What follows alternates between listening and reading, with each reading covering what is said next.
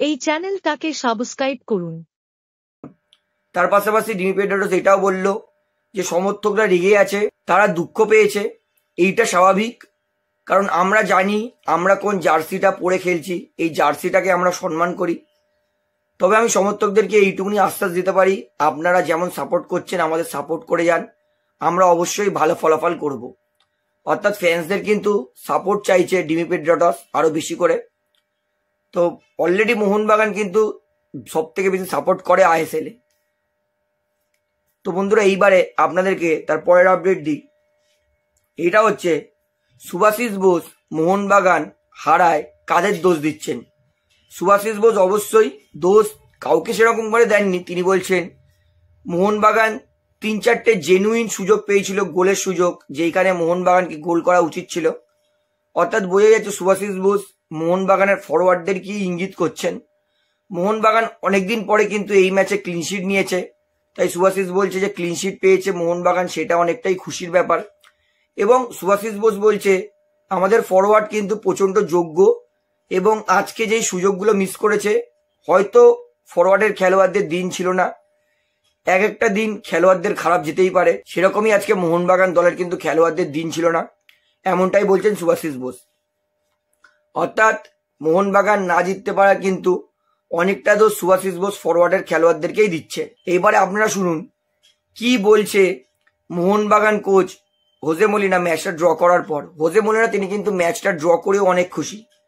Jose Malina বলছে আমার এই ম্যাচে সবার প্রথমে উদ্দেশ্য ছিল ম্যাচটাকে ক্লিনশিট নেওয়ার, কারণ আমরা বহু ম্যাচ ক্লিনশিট নিতে পারিনি, আজকে ক্লিনশিট নিতে পেরেছি, সেটা আমরা খুব ভালো কাজ করেছি। এবং তার পাশাপাশি আজকে আমরা 4-5টা সহজ সুযোগের গোল মিস করেছি, সেই সুযোগগুলো যদি গোল করতাম তাহলে কিন্তু আমরা অবশ্যই ম্যাচটা জিততে পারতাম। অর্থাৎ আমরা যে সুযোগ তৈরি করেছি, ম্যাচ জেতার সুযোগ আমাদের কাছে ছিল, তাই আমি আজকে মোহনবাগান খেলা নিয়ে কিন্তু অনেকটাই খুশি। আজকের পারফরমেন্স, দলের খেলোয়াড়দের পারফরমেন্স নিয়ে কিন্তু আমি অনেকটাই প্রভাবিত হয়েছি এবং আমি আশা করছি এর পরের ম্যাচ আবার আইএসএল, সেইখানে মোহনবাগান কিন্তু অবশ্যই ভালো খেলবে। এবং জেমি ম্যাকলারেন আর অ্যালবার্টো রড্রিগসের ফিটনেস নিয়ে প্রশ্ন করায় কিন্তু হোজে মলিনা তিনি বললেন যে অ্যালবার্টো রড্রিগস আর জেমি ম্যাকলারেন আস্তে আস্তে সুস্থ হয়ে উঠছে, ওরা যবে 100% সুস্থ হয়ে যাবে, পুরোপুরি সুস্থ হয়ে যাবে, তবেই কিন্তু ওদেরকে আমরা খেলাবো। এবং জেমি ম্যাকলারেন আজকে বেঞ্চে বসেছিল, খেললো না কেন, এই প্রসঙ্গে কিন্তু প্রশ্ন করায় হোজে মলিনা তিনি কিন্তু বলেছেন জেমি তিনি কিন্তু এখনো পুরোপুরি সুস্থ হয়নি, আজকে যদি একান্তই জেমির দরকার পড়তো তাহলে আমি জেমিকে নামাতাম, কিন্তু আজকে আমার মনে হয়েছে জেমির দরকার হয়তো পড়বে না, তাই জন্য জেমিকে নামাইনি। তাই যেহেতু জেমি এখনো পুরোপুরি সুস্থ হয়নি, তাই আমি জেমিকে কিন্তু নামাইনি।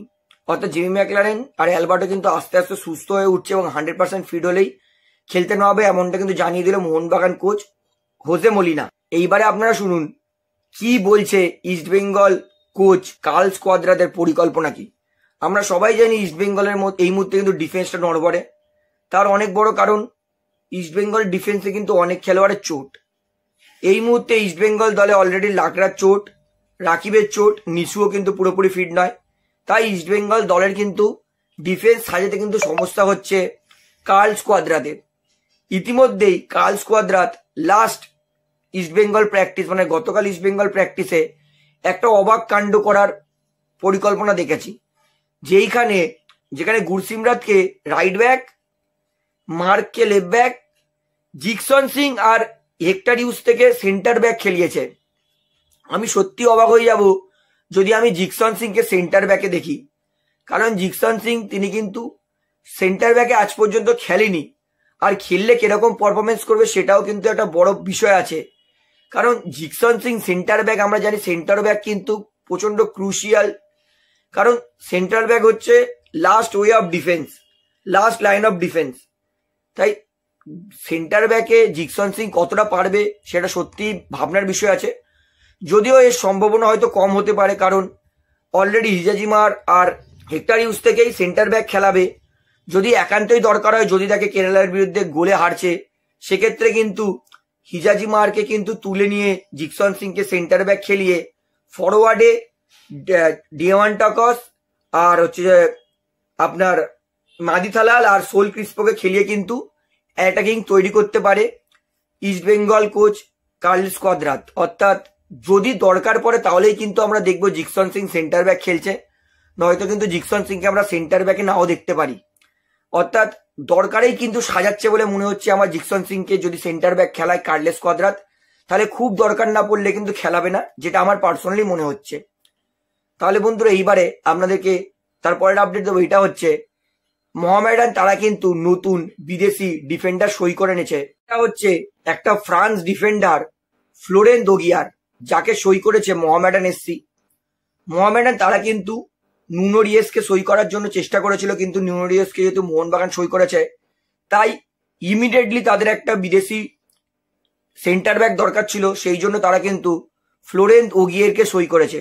ফ্রান্স ন্যাশনালিটির এই প্লেয়ারটা, যার লিগ 1 খেলার কিন্তু এক্সপিরিয়েন্স আছে, বয়স 35, বর্তমান মার্কেট ভ্যালু 2,40,00,000 এবং উচ্চতা 6 ফুট 1 ইঞ্চি। অর্থাৎ যেহেতু 35 বছর বয়স, অর্থাৎ বুঝতেই পারছি প্রচন্ড এক্সপিরিয়েন্স ডিফেন্ডার, কি করে ডিফেন্স করতে হয় সেটা কিন্তু ভালো করে জানে। তবে বয়সটা একটা ফ্যাক্টর হতে পারে, কারণ 35 বছর বয়স মানে কতটা এফেক্ট দিতে পারবে ইন্ডিয়ান সুপার লিগে সেটা বড় বিষয় আছে। তবে নো ডাউট প্লেয়ারটা কিন্তু ভালো।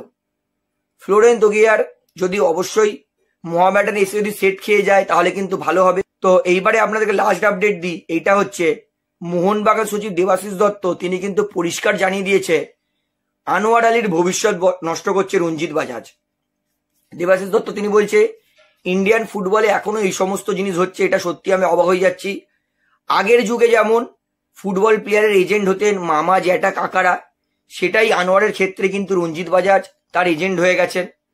রঞ্জিত বাজাজ শুধুমাত্র কিছু টাকার জন্য আনোয়ারের ভবিষ্যৎ নষ্ট করছে।